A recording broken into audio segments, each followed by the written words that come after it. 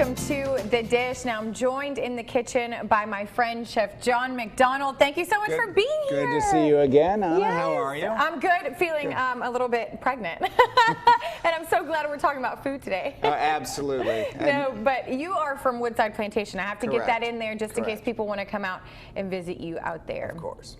But thank you again for being here. Of course. And so today we're talking about hosting parties, because we know that it can come with a lot of pressure, doesn't it? Oh, that it can. Part of the thing that is always fun for me is a little bit of the organized chaos that is the kitchen. And what I chose to do today was a finger food idea, basically the kebab, and keeping it simple. A little bit of prep work on the front side, not too much, but enough that then you don't have to worry about all of the miscellaneous silverware and all the other things that come with that. Well, that's what I was going to say, because you want to choose things that are a little bit easier on you, even if there is a bit of a prep work. It's something that in the long run, you know, people are just picking up. It's easy to throw out. You don't have to use utensils and things like that. And that's one of the questions that I had when you are planning. What are some of your tips in terms of how to choose the food? You know, going about all those different things. How do you work through that when you're planning a party? Absolutely. Again, why I stuck with this kind of theme is that it's very simple. It's easy to do. Again, as you said, a little bit heavy on the front side, but the back side of it is that everything is transportable. People can pick it up, they can mingle, they can walk, they can see people. And the worst thing after a party is having to clean up after the party. Yeah. So nobody wants to do that. Being able to do that where it's cocktail, it's friendly, it's passable, it's easy, is probably the best way to go. Yeah. And really, so all show long, that's what we're going to be talking about. We're going to talk about hosting a party and putting together. You're going to be putting together a simple menu that's really impressive, but it doesn't have to be so. You don't have to put so much pressure on yourself when you're making it. No, absolutely. If you're not having fun with the food, you probably shouldn't be making the food. Right. Well, then too, it plays into how you're feeling at the party. You put all this pressure on yourself, and then you can't even enjoy yourself when you're at the party. Exactly. Your guests are 15 minutes late, and you're a little bit upset about that. Or 15 minutes early, and then you're really upset. Yeah. So, right. Like, why are you here already? No. But exactly. No. It should be just that. It should be fun. So much it should fun. Be simple, and it should also represent everything that you are and what you know about your guests. Exactly. So you can tailor these basic ideas we're about to go through to almost anything that you would want. Any theme, right? Exactly. Really. And again, I chose the kebab because it's lowly, it's simple, but it does work. It's something that I can do. And one of the things, well, I'm sure you could do more than that, but what I've done with this one is it's a simple chicken kebab, and you're just cutting the chicken very skinny, very thin, and kind of threading it on. And you can use any marinade you want. This particular one has a little bit of a Mexican theme to it, and I'll explain that a little bit more later. But cumin, cayenne pepper, a little bit of lemon juice, lime juice, these type of things which work. So a mixture of spices that's easy to make that you just kind of glaze over the top of those. Absolutely. Let them marinate for at least an hour. It's going to take more than an hour. If you can, do it overnight. Again, cutting down on the prep for yourself, the ability. The day of, right? Exactly. The ability to get that set and then just know all you have to do is take care of putting it on a stick. Yep. And again, sticks are fun, from adults to kids. There's something about being able to pick it up almost like a corn dog. Take it to go, basically. Exactly. And the second one, and I took the liberty for the sake of time to grill both of these off already a little bit. But the shrimp is done with a little bit of lemon pepper and with a little bit of garlic. And then you can add all kinds of other things to this. Again, depending upon your taste. If you want to, you could even serve that at room temperature with cocktail sauce. Okay. I'm going to choose something a little bit different. And last but not least, just to show you this. And how you did it here. Beef kebabs and soy and brown sugar. Very, very simple. These are raw. And the lowly panini press gets its... Making another use out of the panini press, right? Gets its due. Well, I think that all college students should have one because they're actually quite easy to cook on. Yeah. And when I reach my go-to for my children, a grilled cheese sandwich. A grilled cheese sandwich on a panini press, they just, they love it. It's simple. Yes, you have to clean it up. See, here's what I love about all of this, because you're a master chef, right? I wouldn't go quite that far. You're pretty awesome. You're pretty awesome. I wouldn't go quite that far. He's been on before, and he's done some great things. But the idea of this whole thing was to make it easy for people at home that are trying to, like I said, impress and put together a nice meal for people that people are going to love.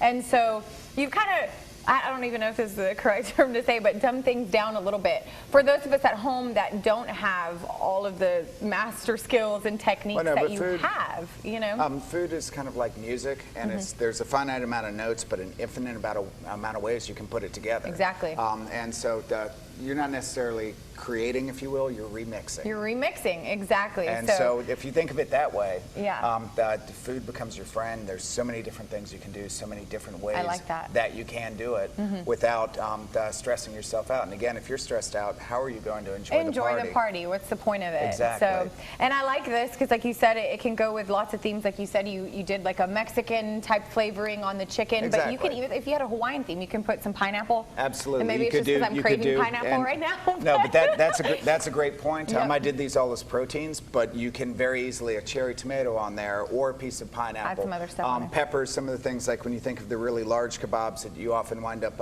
being. You kind of stack them. Yeah, exactly. Like when you get them at the grocery store, unfortunately, I prefer to make them myself. But when you're looking at all of the different possibilities that you have there, the sky's the limit. Again, finite amount of ingredients, but an infinite amount of ways that they can be put together. You can just play with these things. So once we stick them on there, how long are we cooking them for? It depends upon what you like. I personally like my beef a little bit on the rarer side, so I'm just looking for color. I'm not looking to have it cooked through. Obviously chicken, we want cooked through. Yes, please. Our shrimp.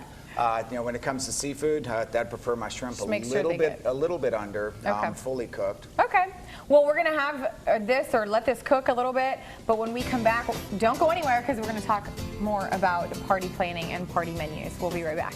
Absolutely.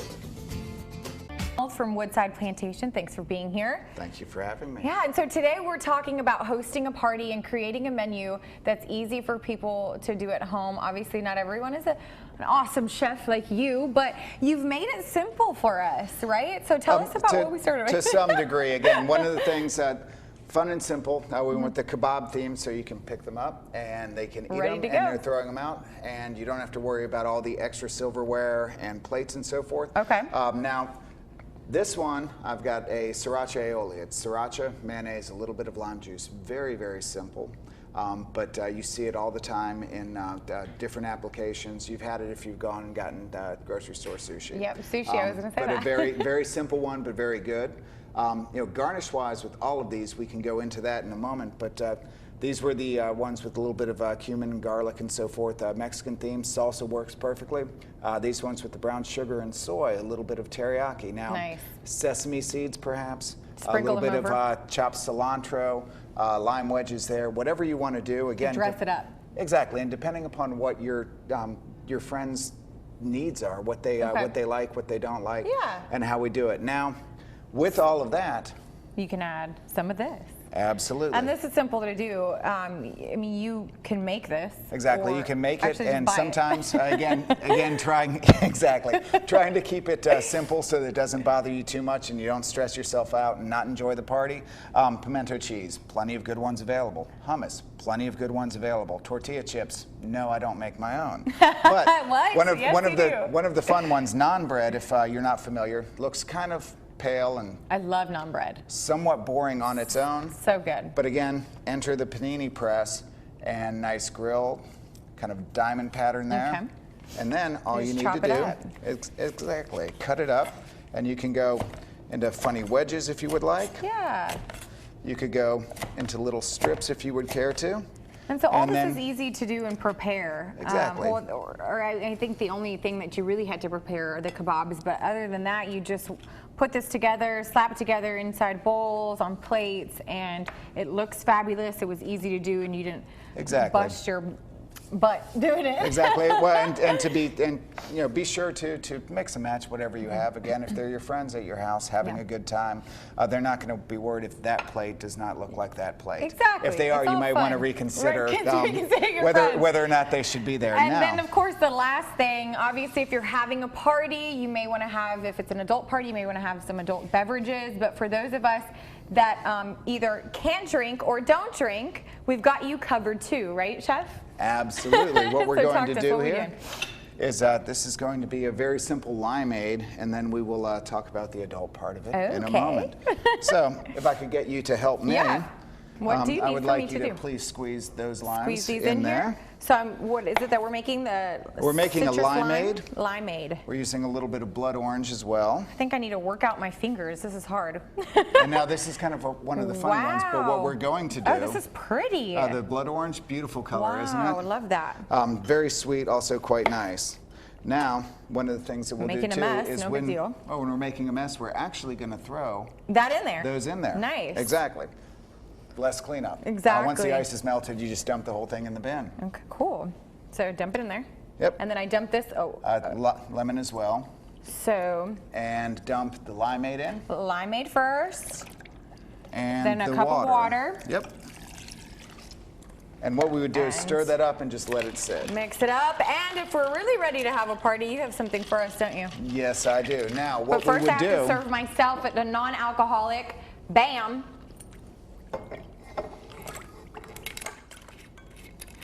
I made a mess, but. All right, and if we're ready to have some fun, then we stick some Jose Cuervo in it. Exactly, right? but always responsibly. So we're going to use this as a measuring cup. There you go. The ratios. There you go, measuring cup. Have Keep you in ever? mind, this is not alcoholic for me, and this is alcoholic Exactly. for him. Have you ever tried to bake something and you get it wrong? That's because you weren't paying attention to the ratios. Now. Well, there you go. Thank you so much, and we're ready to go. Ready to have a party. Enjoy. Yes, but it should be good hey, fun. don't go anywhere when we come back. Speaking of making, this is going to make an impression for people, but speaking of, we have somebody else that's going to help you make an impression when we come back. Welcome back to the Dish. I'm on set with Chef John MacDonald, and thank you so much for being here, first of all. I love having you on. And we've been talking today about creating a menu for parties. Hosting a party can be somewhat stressful, and so you made it pretty simple for us. But one of the things I also wanted to discuss was how you keep a party entertaining, right? So it can get boring at times or awkward for people that are new. So what are some of your tips? What are some of the things that you do? Well, I think the food first and foremost kind of sets the mood, the theme, if you will, gets people thinking about having a good time. Yeah. The drinks, alcoholic and non-alcoholic, alcoholic or non-alcoholic for me. certainly help. But there's also typically you have, unless it's a very mature party, you typically have a lot of children there, and the kids can be their own entertainment, but also the parents' entertainment. I like to interact with them. I think sometimes some of the simplest of games, watching the parents interacting with the kids, doing things that sometimes we will go out and we'll do the simplest of games when we're eating. Oh yeah, and speaking of games, so I don't know if you've ever heard of this game, but it's called I don't even know if it has a specific name, but it's a ping pong tissue box game. And so all you need for it, and I'll explain it, but I won't actually do it because I'll make a fool of myself. Should I be concerned? Yes, if I were to actually do it, you should be. Okay. But so basically you take a tissue box, you have to empty it out, so take all the tissues out, and then you're gonna put the ping pong balls inside, tie it around your waist to where it's behind you, and then you do a little dance. And so that I don't have to actually do it or make you do it, here's a little video that's gonna show you.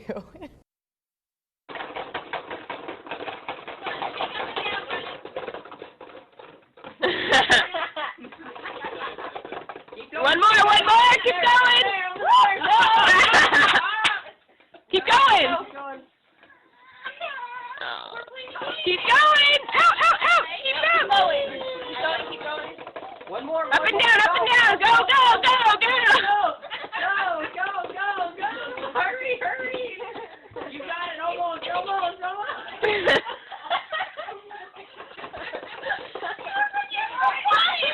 Keep going!